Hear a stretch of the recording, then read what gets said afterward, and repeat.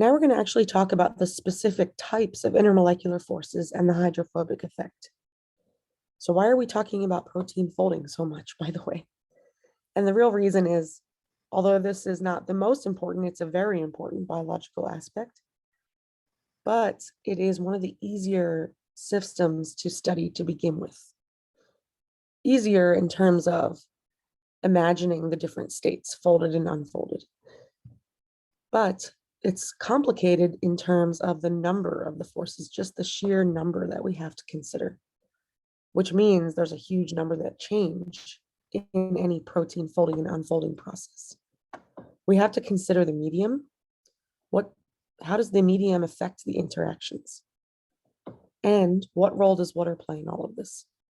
So water, or any solvent really, but think back to the basics of all of our calculations.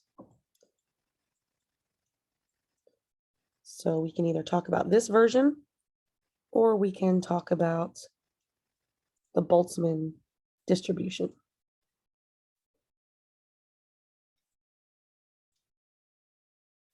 Either way, we're talking about this balance of energy. So when we talk about protein folding and interactions, any type of interaction, we're usually talking about delta H.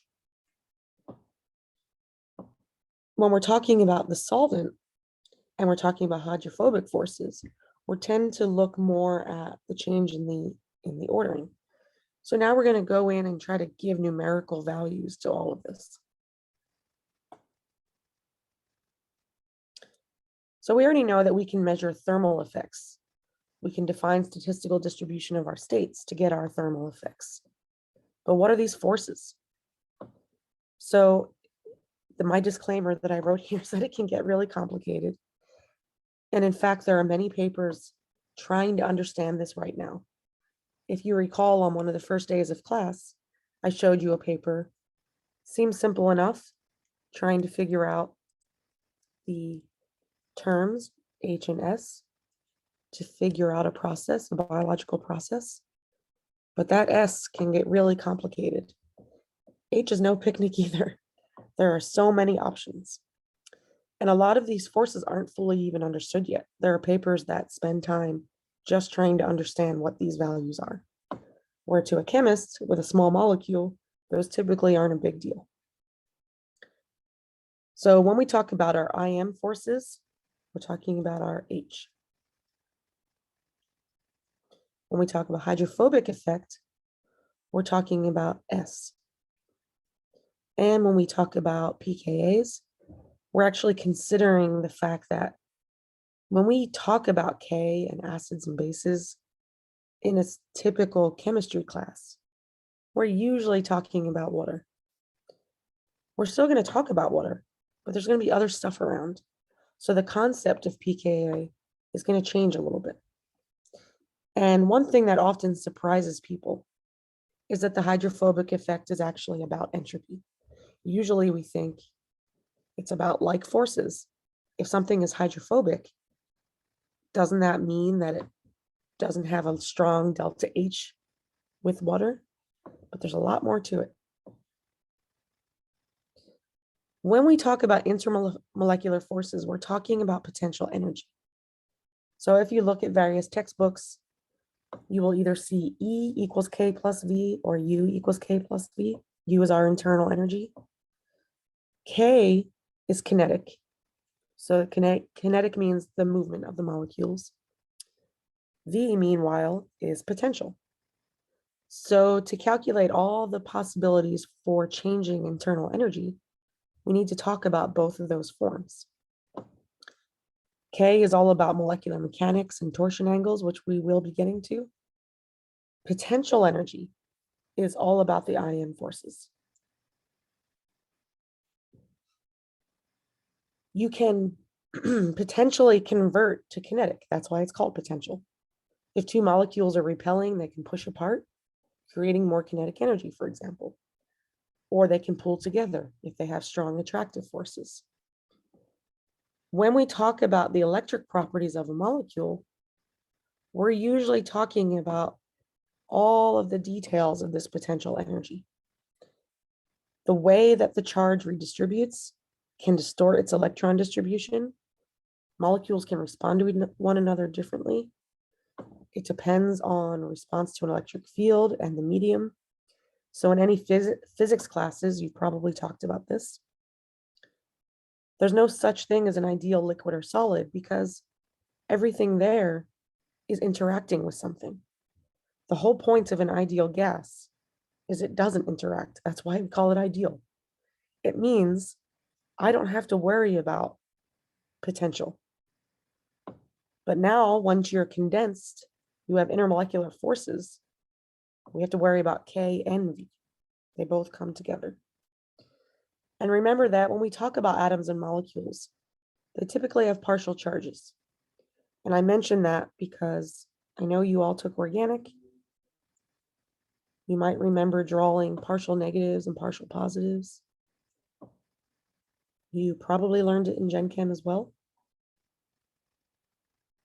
What are the types of intermolecular forces? Well, first we're going to talk about attractive. As one of your assignments, I'm going to ask you to fill this out.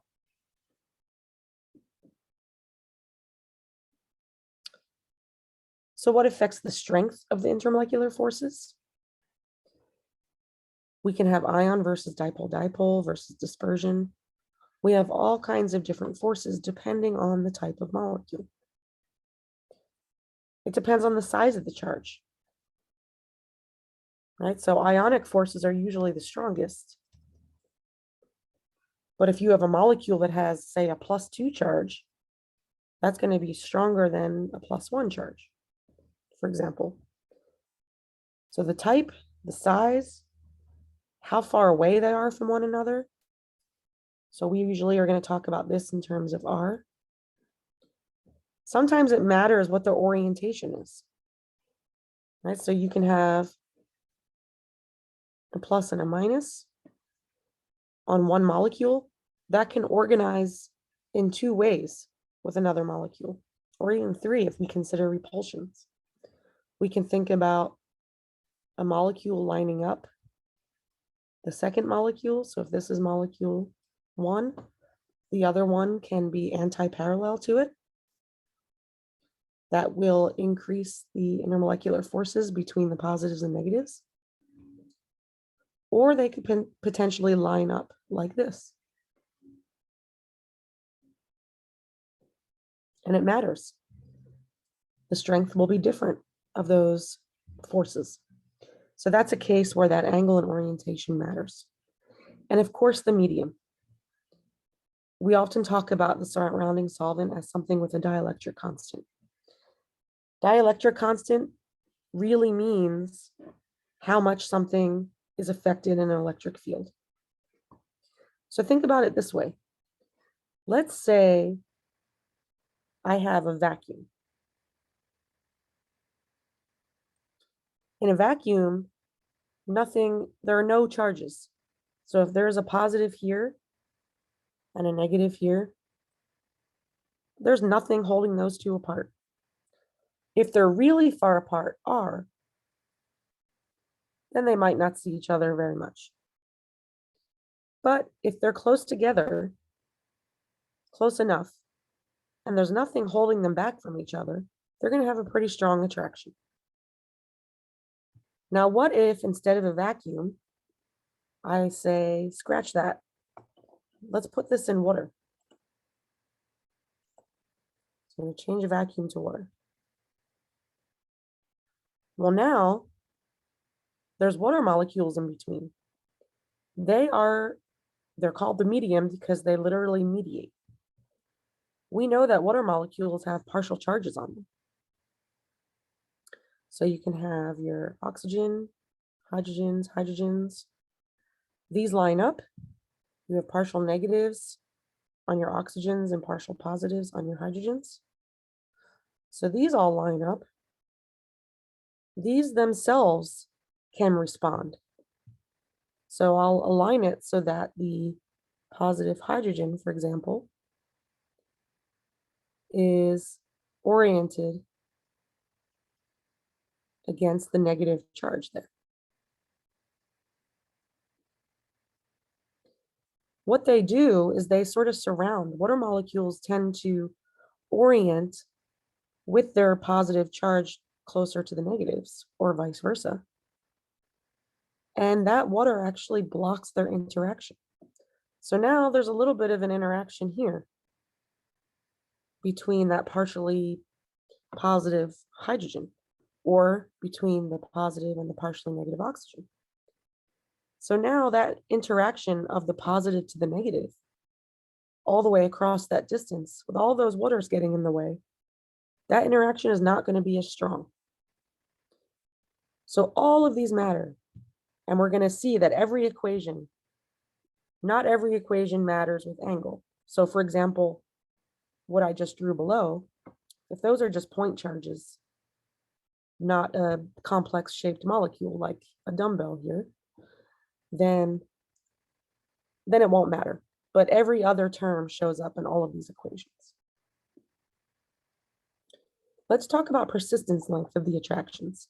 This literally means how far apart do they have to be, or can they be and still see each other? So if you have a positive and a negative really far apart, let's say we're in a vacuum, that's a really long range attraction. They can see each other over quite a distance. So what we're seeing in this curve below, so if we look at figure 3.5, that if we take two molecules and separate them by a distance r, so they can't get right next to each other, there's too much repulsion. But as we start to separate them, the strength of that intermolecular force, so this E, that's our potential. So remember, we called potential V from E equals K plus V. So we're talking about V right now when we're talking about these forces. So that V drops off as they go further apart, but it doesn't drop as fast. So I can keep pulling them away from each other. And they're saying, wait, come back. And it lasts for a while. It's a long distance relationship and it lasts a long time. But once these attractions are less intense, so for example, so this drop off, by the way, this n equals 1 means that it drops off with 1 to the r.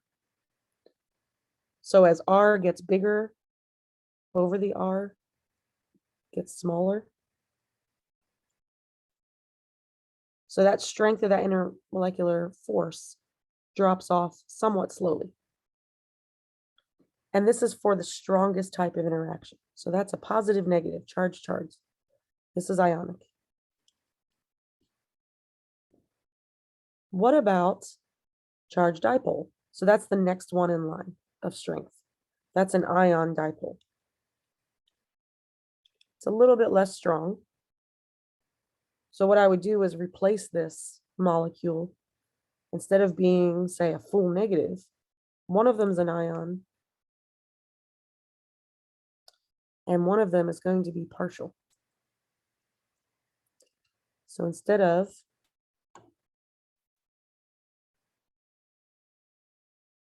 my full positive, I have a partial.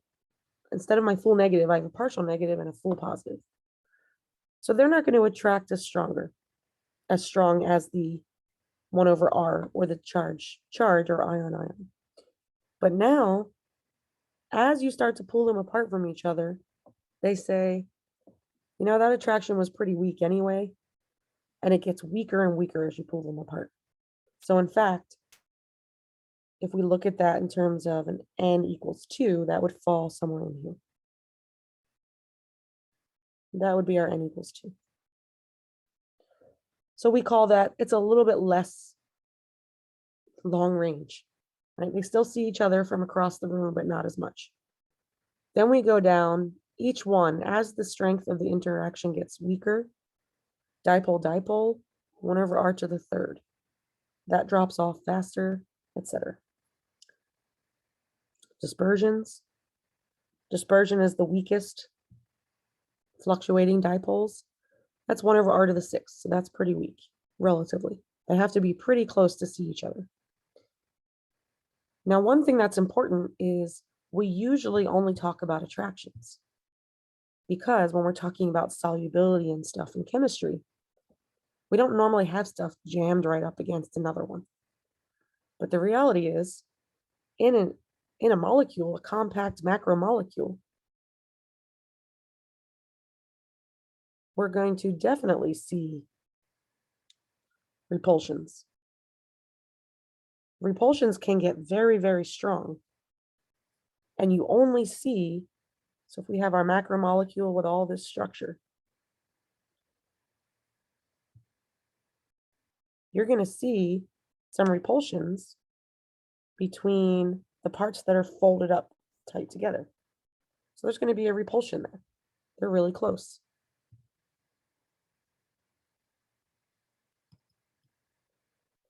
Although these drop off really rapidly, that's what we're seeing here. See this n equals 12. It's a really strong force.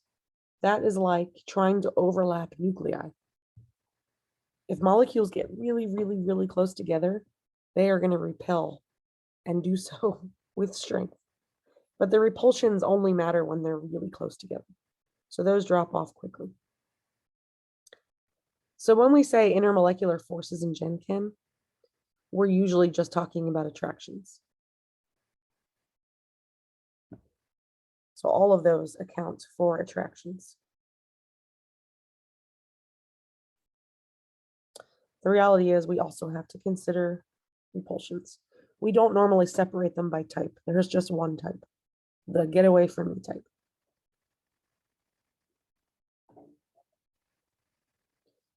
So what about the medium? Remember that the medium can mediate these interactions. And we look at the dielectric constant. That tells us how strongly something reacts to an electric field. And to us, that really means how polar is it? So we often use dielectric constant. Bigger dielectric constants are going to block charges. So water has a pretty big dielectric constant right here.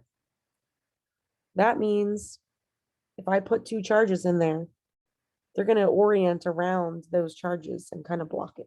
So their strength of attraction won't be as strong. Sometimes we call it permittivity as well.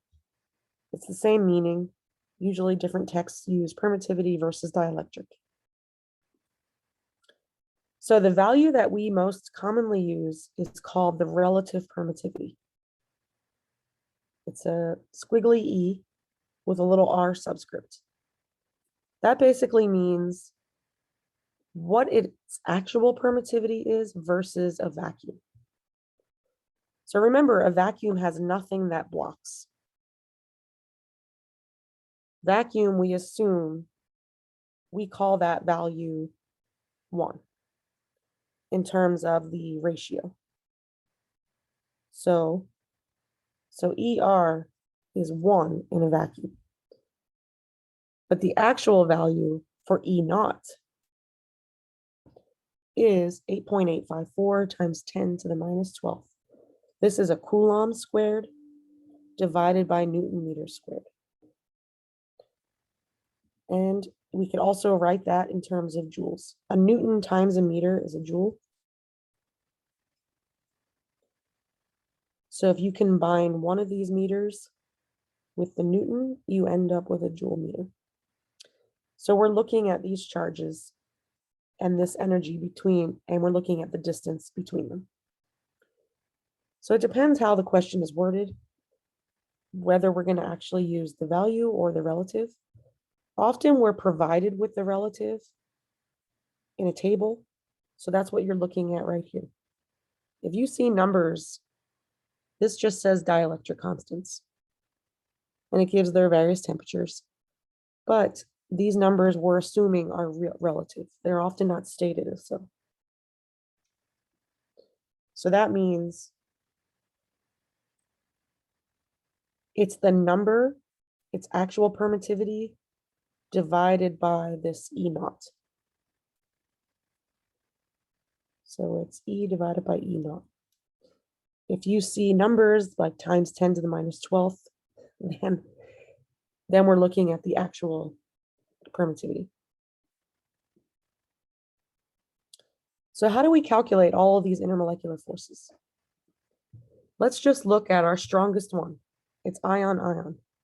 So let's look through all of these charges and say, all right, we know if we go back to the original slide where I laid out the types of forces.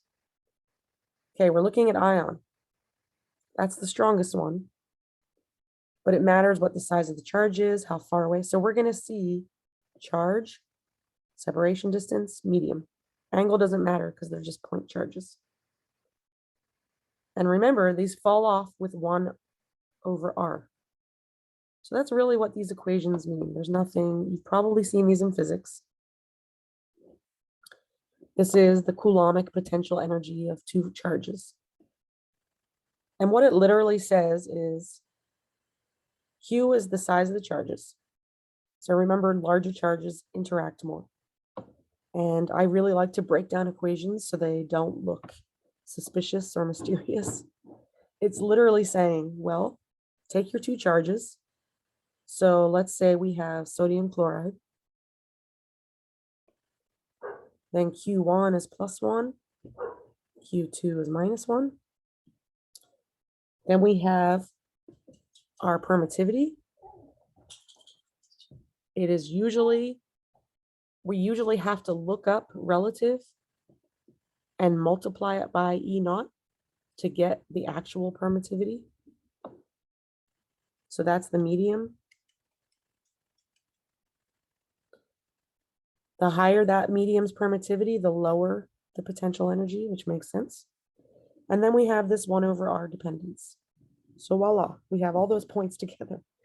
Whenever you see 4 pi in a molecule, in an equation, that usually means we're taking a problem that used to be in X, Y, and Z space, and we're looking at it as a sphere.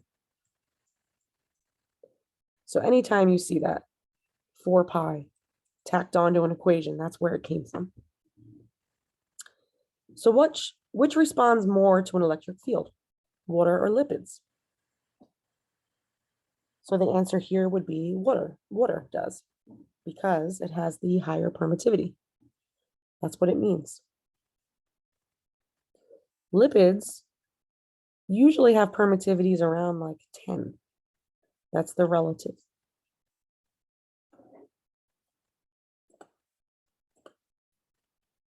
So the relative permittivity is about 10.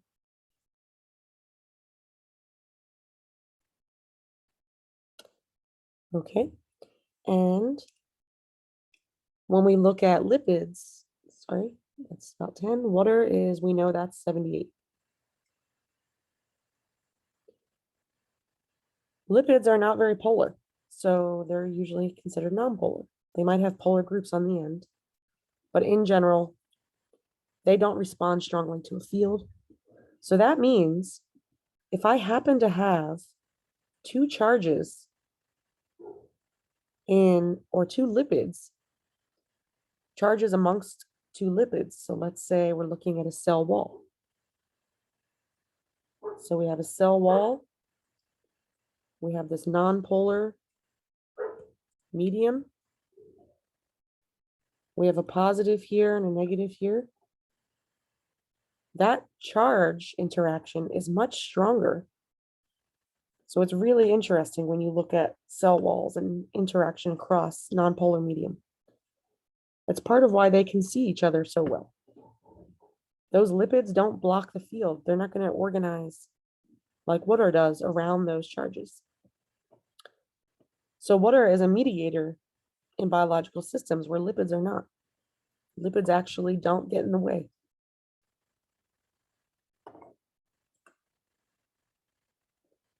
So let's do an example calculation. Which will 2 charges feel one another more in aqueous medium or nonpolar interior of a protein? So we can say the interior of a protein is treated as a low dielectric. We can use this number I found in our textbook. Remember that water is about 78.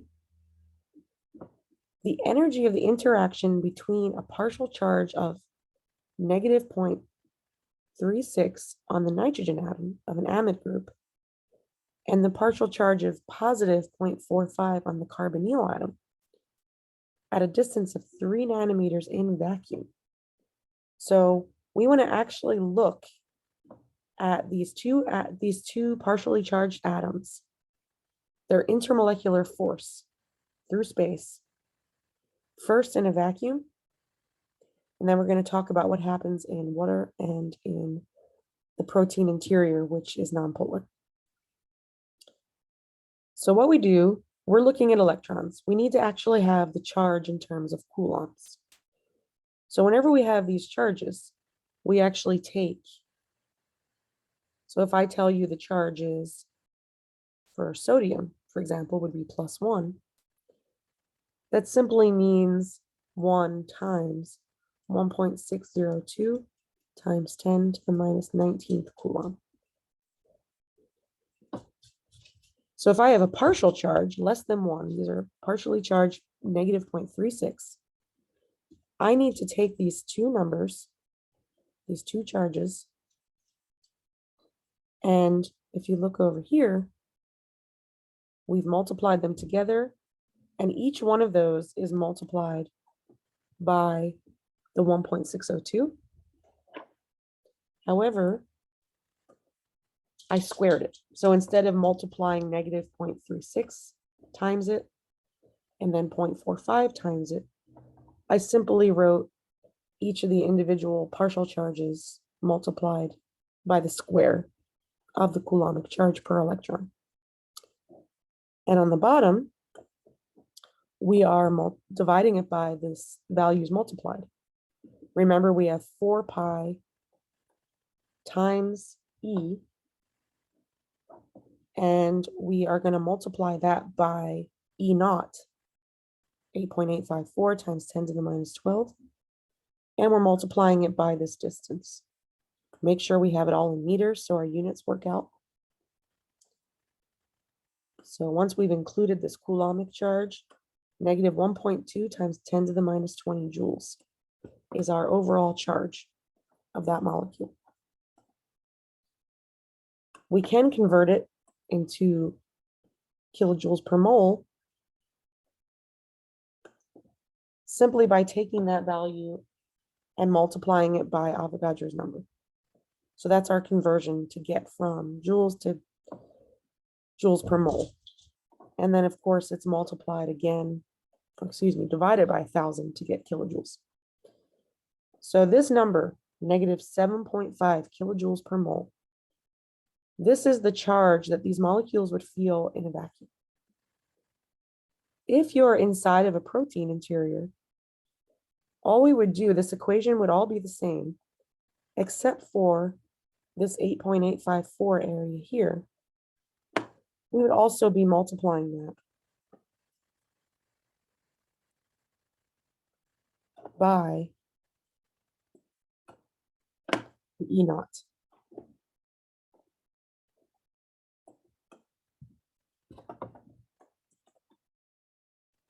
And my computer froze. So instead of writing, I'm going to just keep pointing out that right here, 4 pi, we would add 3.5. So this would be 4 pi times 3.5 times 8.854, etc. So everything would be the same. So essentially, you could take this number, this negative 7.5 kilojoules per mole, and you could simply divide it by 3.5. And it will get you negative 2.1.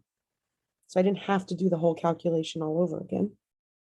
But you can see, once we actually put it in a protein, those charges don't see each other quite as strongly as if nothing was there. But then if we put them in water, so again, I could take this original number and divide it by 78 instead of recalculating it. I get negative 0.96. That is significantly smaller intermolecular force than the negative 2.1. And remember, we're always looking at negatives, and negative energies are good in our world. That means it's a favorable force. Okay.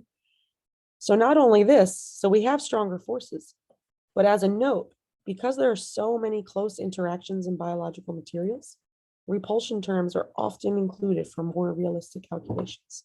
So it matters. It might not have mattered so much before, but it does now.